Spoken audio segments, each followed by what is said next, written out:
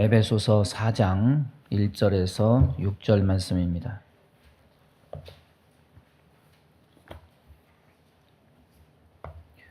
한 절 제가 읽고 한 절 여러분 읽고 서로 교독하겠습니다.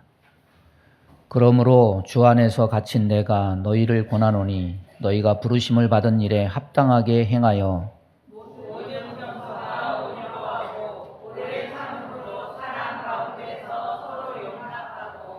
평안에 매는 줄로 성령이 하나 되게 하신 것을 힘써 지키라.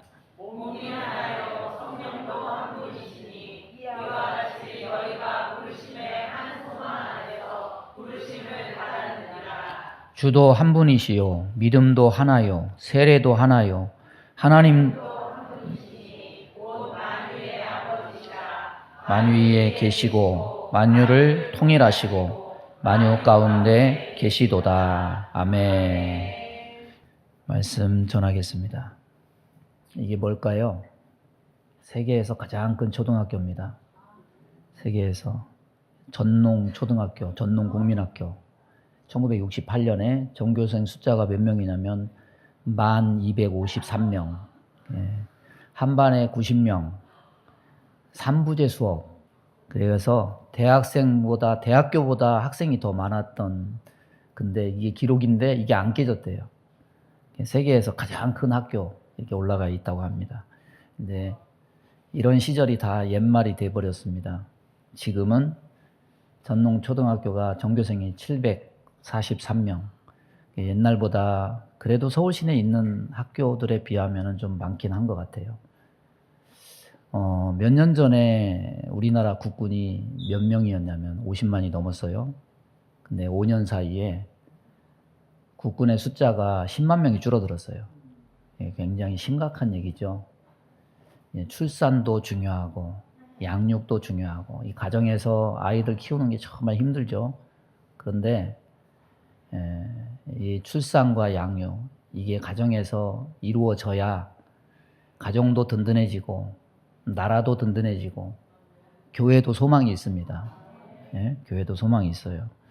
이런 걸 우리가 기도 제목이에요. 이게 지금 인구가 이렇게 자꾸 떨어지는 게 이게 지금 어느 한 부분의 이야기만 아니고 총체적인 문제입니다. 총체적인 문제입니다. 자, 육신에 출산과 양육이 있듯이 교회도 영적인 삶에도 태어남이 있고 또 자람이 있습니다. 교회는 영적으로 태어나는 영적 출산소임과 동시에 태어난 자들이 하나님의 말씀의 꼴을 먹고 자라나는 영적인 양육소입니다. 에베소서를 이런 육아적인 관심으로 보자면은 1장에서 3장은 출산에 관한 거고 4장에서 6장은 자람에 관한 이야기입니다. 성도는 하늘의 신령한 은혜를 받아서 태어난 아기와 같습니다. 사도 바울이 이방 교회를 위해서 복음을 전하다가 지금 옥에 갇혀가지고 이 편지를 씁니다. 이 감옥에 갇힌 사도 바울이 어떤 관심사를 가지고서 에베소 교회 성도들을 대하냐면 젖을 먹여야 되고 좀 더 무럭무럭 자라야 하는 아이를 떼놓는 엄마의 심정, 아기가 잘 자라주기를 바라는 그런 아버지의 마음으로 감옥에 갇힌 자신의 신세 타령을 뛰어넘어서 영적인 자녀인 에베소 교회 성도들을 향해서 간곡하게 권면하는 말씀이 오늘 말씀입니다. 그래서 오늘 1절 보면 그러므로 주 안에서 갇힌 내가 너희를 권하노니 너희가 부르심을 받은 일에 합당하게 행하라. 여러분 구원 받으면 다가 아니에요. 하나님이 저와 여러분을 세상과 죄악에서 구원하셨습니다. 부르신 데는 그냥 부르신 게 아니에요. 목적이 있습니다. 구원하시려고 불렀는데 그 구원하시려고 하는 내용이 뭐라고 얘기하고 있느냐? 우리를 선한 일을 위해서 부르셨다고 말하고 있습니다. 이 부르심은 영적으로 다시 태어나는 출산, 태어남과 같은 것인데 이제 구원받은 사람이면 구원받은 자로서 부르심에 합당한 선한 일을 위한 삶을 살아야 된다고 말씀하는 겁니다. 그래서 4장부터 6장까지는 이 자람에 대한 내용입니다. 여러분 우리 성일교회를 누가 세웠습니까? 예수님이 세우셨습니다. 자기 몸을 허셔서 피로 값주고 세우신 교회가 성일교회입니다. 왜 세웠습니까? 목적이 있습니다. 2장 10절을 보면은 우리는 그가 만드신 바라 그리스도 예수 안에서 선한 일을 위하여 지으심을 받은 자다. 교회는 선한 일, 그 선한 일은 어려운 사람 도와주고 그것도 물론 선한 일이겠지만 그 선한 일은 하나님의 일이에요. 하나님 나라를 확장하는 선교와 봉사, 구원을 위해서 세워진 겁니다. 선교, 봉사, 구제하는 일 개인적으로도 할 수 있겠죠. 그러나 하나님이 제시하신 가장 바람직한 방법은 하나님이 세우신 교회를 통해서 하는 겁니다. 그런데 이 봉사와 선교의 일을 하기 위해서 무엇보다 중요한 것이 있습니다. 그것은 무엇이냐면 교회가 일치돼서 하나 되는 거예요. 이 하나됨이 전제되지 않고는 아무것도 할 수 없습니다. 그래서 오늘 교회가 자라고 성숙하는 데 있어서 가장 중요한 핵심이 무엇인지를 오늘 말씀이 가르쳐 줍니다. 3절, 4절 보면은 평안에 매는 줄로 성령이 하나 되게 하신 것을 힘써 지키라. 몸이 하나예요. 성령도 한 분이시니 이와 같이 너희가 부르심의 한 소망 안에서 부르심을 받았느니라. 그런데 사람이 살면 시끄러울 수밖에 없고 갈등이 생길 수밖에 없고, 왜냐하면 사람은 저마다 다 다르고요. 또 다름만 있지 않아요. 틀린 것, 내가 보기에 마음에 안 드는 것, 잘못된 것도 있어요. 그렇기 때문에 다툼과 분쟁이 끊이지 않는 것이 사람 사는 공동체인데 어떻게 하나 될 수 있는가? 4장 3절을 주의 깊게 보면은 이런 것 고민하라, 이 다름과 틀림을 고민하라, 이런 말이 아님을 알 수가 있습니다. 오늘 본문은 우리가 하나 되었다는 것을 전제해서 이미 성령이 하나 되게 하신 것을 나누어지지 않도록, 분열되지 않도록 힘써 지키라, 이렇게 말하고 있다는 사실입니다. 여러분, 교회는 인간의 방법으로 어떤 하나 되는 방법을 고안해내는 그런 단체가 아니에요. 왜냐하면 하나 되는 방법은 인간에서 나온 것이 아니라 하나님이 계획하셨고, 하나됨의 실행은 예수 그리스도를 통해서 완성되었기 때문입니다. 에베소서 2장 13절 이하를 보면은 이제는 전에 멀리 있던 너희가 그리스도 예수 안에서 그리스도의 피로 가까워졌느니라. 그는 우리의 화평이신지라.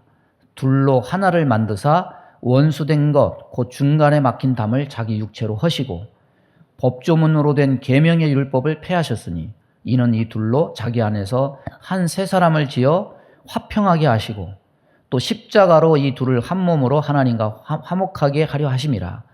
원수된 것을 십자가로 소멸하시고 또 오셔서 먼 데 있는 너희에게 평안을 전하시고 가까운 데 있는 자들에게 평안을 전하셨으니 이는 그로 말미암아 우리 둘이 한 성령 안에서 아버지께 나아감을 얻게 하려 하심이라. 교회는요, 이미 예수님의 피로 인해서 가까워지고 화평케 되어서 하나 된 것인데, 여기 와서 다른 문제, 다른 것 가지고 하나 되어야 된다고 떠든다면 그건 하나님의 방법이 아니에요. 인간의 생각입니다. 여러분, 교회는 어떻게 하나 될까? 이거 고민하는 것이 아니에요. 이미 예수님의 피로 하나 된 것을 어떻게 지킬까? 이것을 고민하는 것이 교회입니다.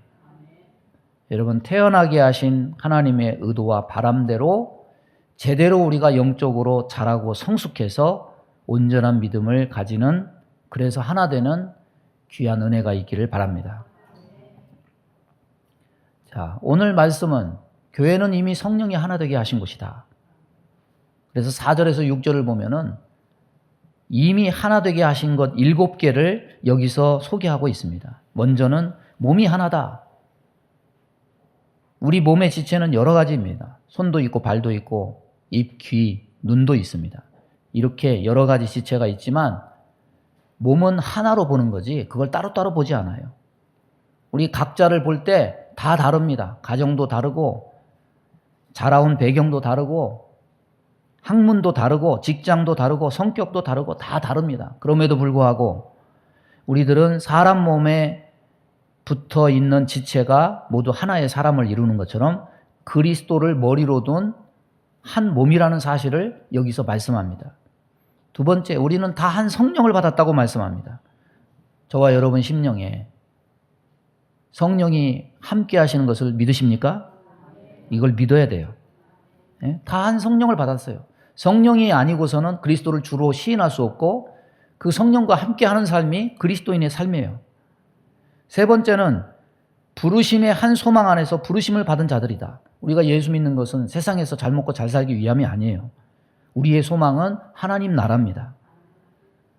하나님이 우리를 부르신 부르심에는 소망이 있는데 그 소망이 다 이렇게 한 가지예요.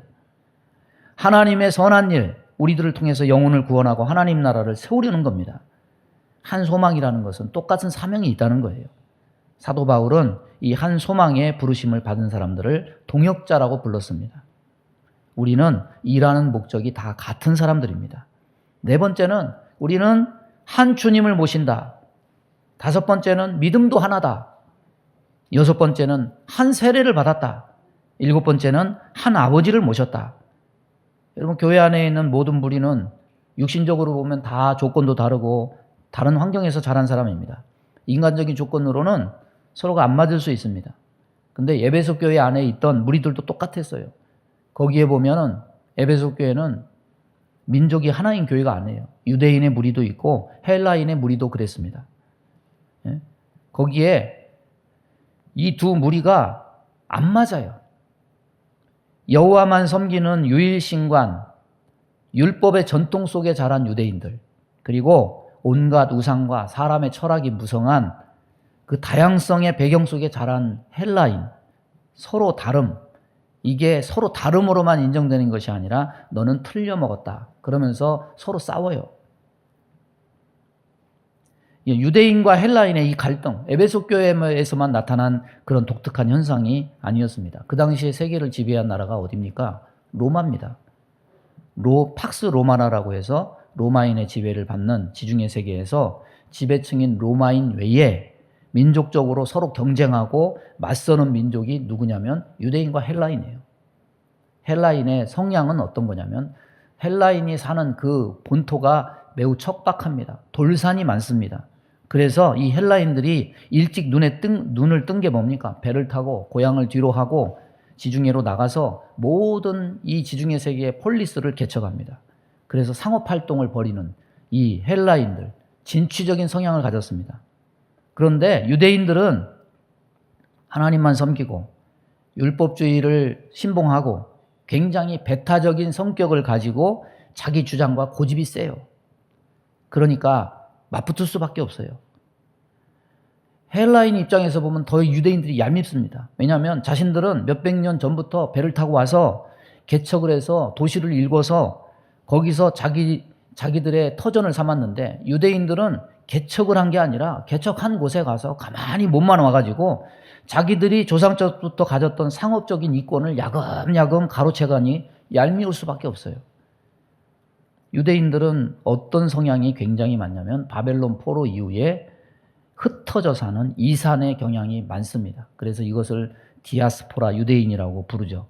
그 사도행전에 오순절 마가 다락방에 성령이 임할 때 지중해에서 유월절을 지키러 온 각 사람들이 왔습니다. 그 사람들이 전부 뭐냐면 이 흩어진 유대인들이에요.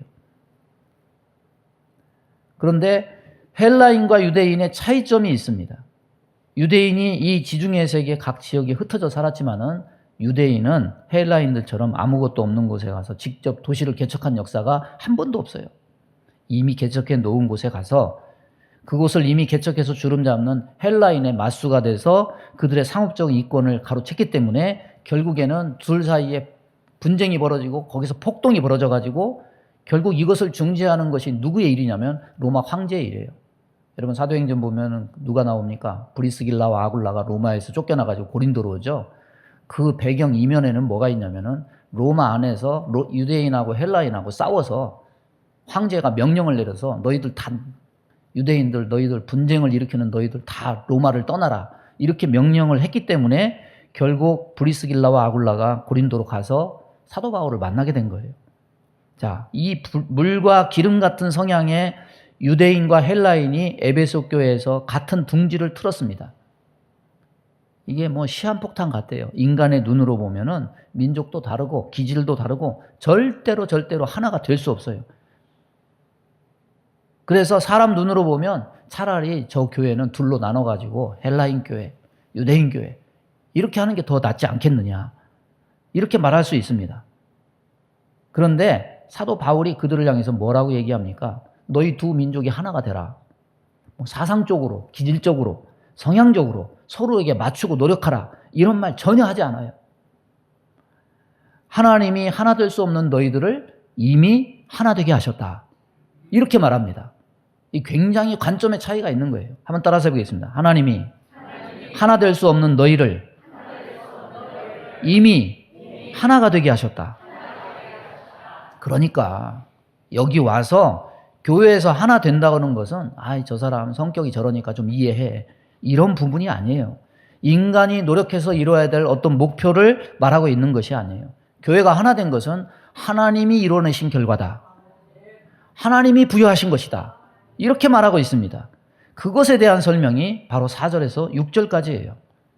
근데 이 7가지의 하나됨 중에 가장 핵심을 이루는 하나됨은 3가지로 선별할 수가 있습니다. 성도를 감화 감동해서 진리를 보고 깨닫고 알게 해서 그리스도께서 이끄시는 성령과 하나 되고 예수님과 하나 되고 하나님과 하나가 되는 거예요. 그래서 이 하나됨은 어떤 것을 얘기하느냐? 삼위일체 하나님과 연합되는 거예요. 이 연합을 온전히 경험한 사람은 원수라도 사랑하게 된다는 겁니다. 그래서 누구도 예수 사랑으로 품을 수가 있다는 겁니다. 여러분, 어떻게 교회의 일치, 화평과 연합을 이룰 수 있습니까? 내가 인격적으로 좀 고상해져가지고 내가 이해심과 양보심을 많이 가져서 이게 아니에요. 여러분, 우리가 은혜 받아서 하나님과 하나 되고 예수님과 하나 되고 성령님과 하나 되지 못한다면 우리는 하나 될 수 없어요. 하나님의 은혜가 우리를 변화시키는 것이지 우리 안에 하나 될 수 있는 어떤 요인이 있어서 내가 특별히 더 도덕적이어서 윤리적이어서 인격적이어서 하나 될 수 있는 사람이 된다는 것이 아니라는 거예요. 여러분, 그래서 교회에 올 때마다 뭘 구해야 됩니까? 하나님의 은혜를 구하시기 바랍니다.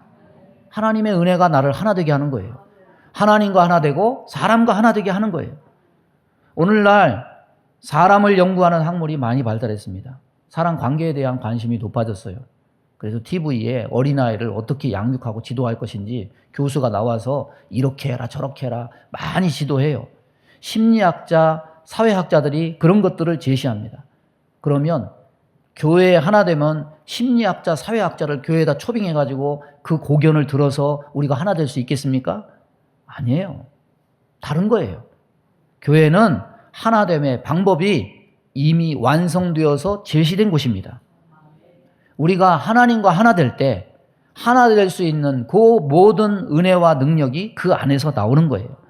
사람의 방법과 고안으로 하나 될 수가 없습니다.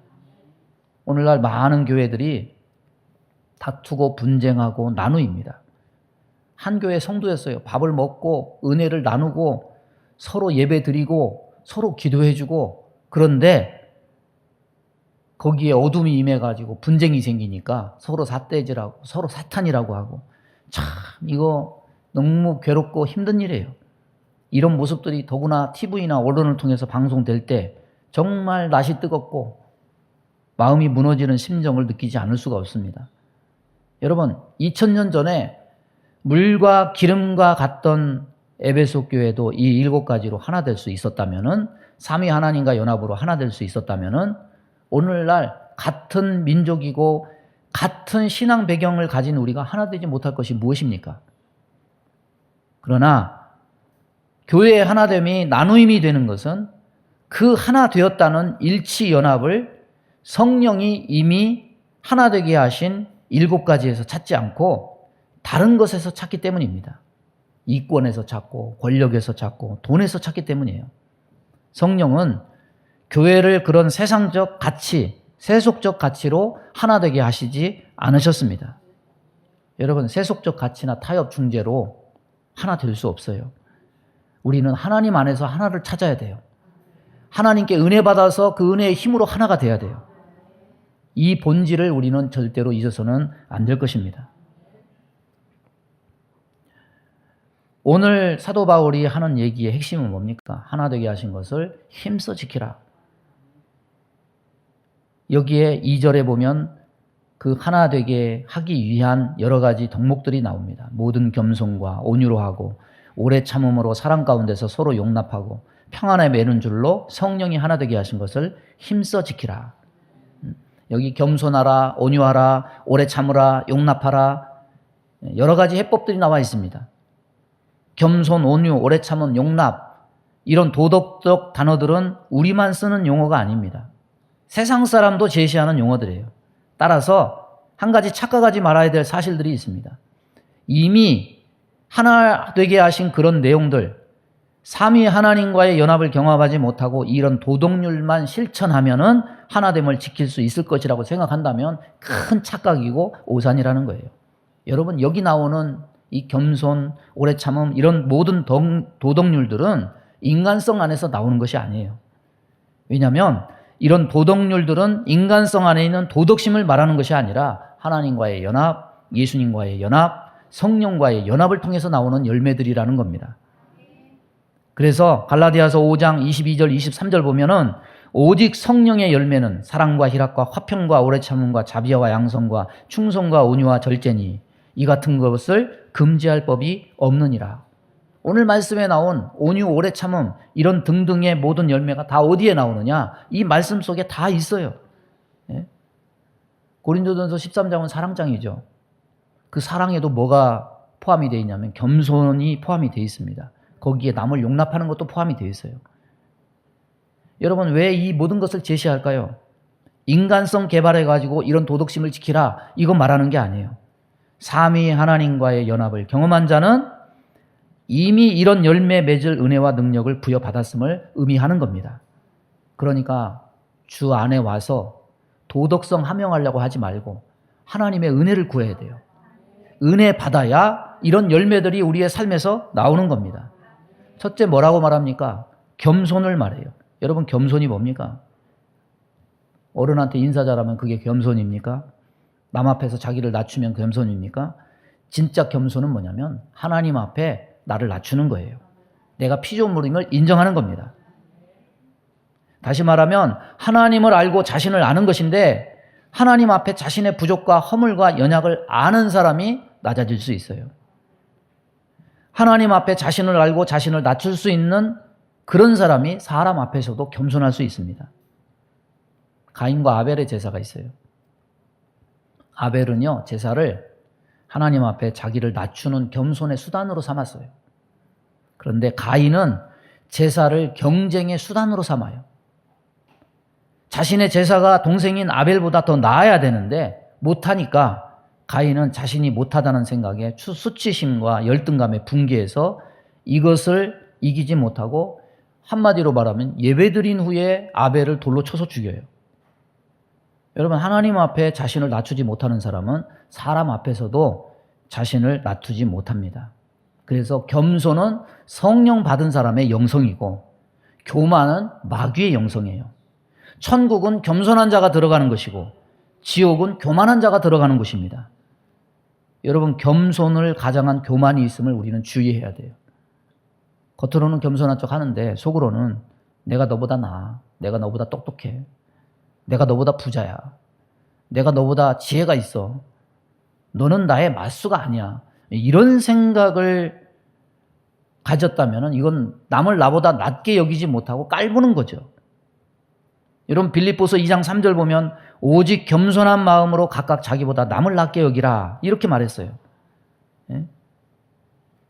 여러분 나와 상대할 가치가 없는 자로 사람을 이렇게 깔아보는 거, 이거는 성령 받은 자의 영성이 아닙니다. 예? 사탄의 영성이 뭡니까? 여러분 사탄의 영성이 뭐예요? 사탄은요 하나님 앞에 자기를 낮추지 않습니다. 낮추는 척하는 거예요. 사단은 뭐 하는 자냐? 하나님과 겨루어서 이기려고 하는 거예요. 하나님과 같이 되려고 하는 것이 사탄의 영성입니다. 그래서 사탄은 우리 심령에 항상 누가 크냐 이 경쟁심의 원리를 불어넣어서 사람을 자극하고 미혹합니다. 남의 잘 되는 꼴도 못 보고 남이 칭찬받는 것도 보지 못해요. 여러분 성령의 영성을 받아서 진정한 겸손의 열매가 저와 여러분 가운데 열매 맺기를 바랍니다. 두 번째는 온유예요. 온유는 온유 그러면 우유부단하다, 약하다 이런 이미지로 생각하는 사람이 있습니다. 그런데 온유는 약한 게 아닙니다. 온유는 강하지만은 통제된 힘을 말해요. 야생마는 사나워가지고 천방지축 뛰어서 잘못하면 그 발굽에 사람이 다치고 짓밟힐 수 있지만은 훈련받고 통제받게 되면은 사람을 유익하게 합니다. 우리도 역시 사나운 짐승처럼 죄와 교만과 사나움을 갖고 있지만 하나님의 통제, 성령의 다스림을 받게 될 때 그 사나운 힘이 절대점으로 유익하게 사용될 수 있습니다. 여러분 이 발성을 하잖아요. 우리 찬양대 오늘 찬양 잘했는데 발성을 할 때 정말 힘든 게 뭡니까? 크게 소리 지르는 거는 힘들지 않아요. 작은 소리를 이렇게 뱃속에 횡격막을 사용해 가지고 숨을 잘 참고 그것을 일정하게 내는 그게 진짜 어렵죠. 예? 그건 고난도의 훈련이 된 사람만 그렇게 할 수 있습니다. 여러분 온유하다고 그래서 허허하고 그 사람이 힘이 없는 게 아니에요. 온유한 사람은 힘의 완급을 조절해서 제대로 쓸 줄 아는 사람이고 힘을 다스릴 줄 아는 사람입니다. 예? 은혜 받고 나면 힘을 다스릴 수 있어요. 화가 나는 게 아니라 예수의 사랑이 나올 수 있어요. 그래서 예수님이 뭐라고 말합니까? 나는 마음이 온유하고 겸손하니 나의 멍에를 메고 내게 배우라. 그리하면 너희 마음이 쉼을 얻으리니. 여러분 기드온 산부인 용사 아시죠? 미디안에 대승을 합니다. 그러니까 에브라임 지파가 배가 아파가지고 와서 시비를 걸어요. 너희들 왜 우리 지한테 알리지도 않고 니들 마음대로 전쟁을 했냐? 그러니까 기드온이 말 한마디로 그걸 싹 잠재우죠. 뭐라고 얘기합니까? 내가 이제 행한 일이 너희가 한 것과 비교가 되겠느냐?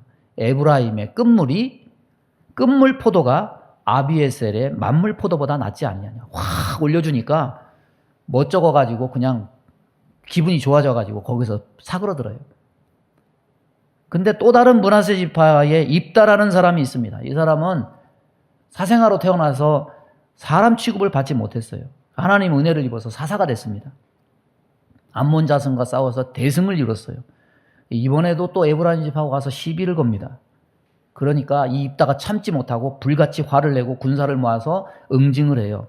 하루 아침에 요단 나루턱에서 에브라임 집파 몇 명을 죽이느냐? 42,000명을 죽여요.